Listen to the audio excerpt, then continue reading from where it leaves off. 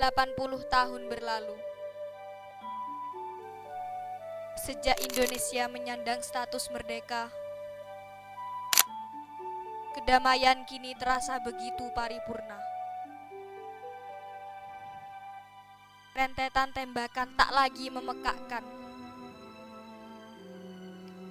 Bom dan granat tak lagi berlemparan.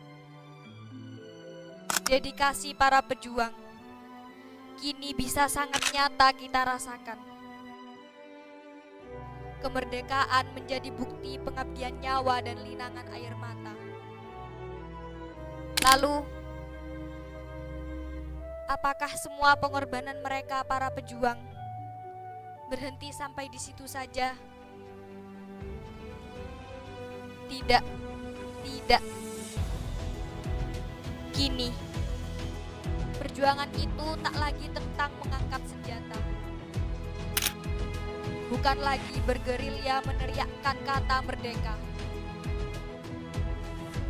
Namun,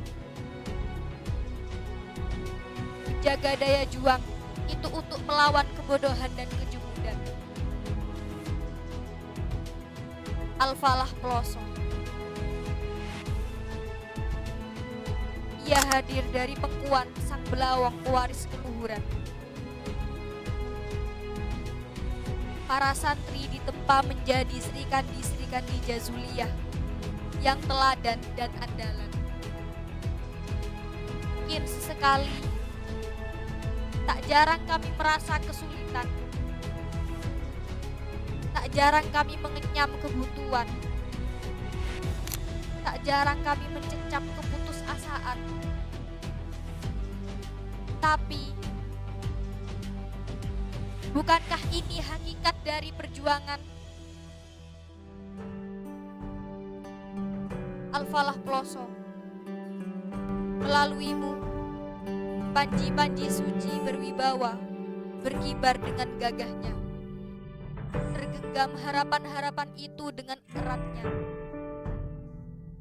Menyulam mimpi-mimpi istimewa bagi siapapun yang mendambari ridho ilahi dan guru yang mulia. Al-Falah, namamu akan selalu terpatri. Karenamu harapan kita melambung tinggi.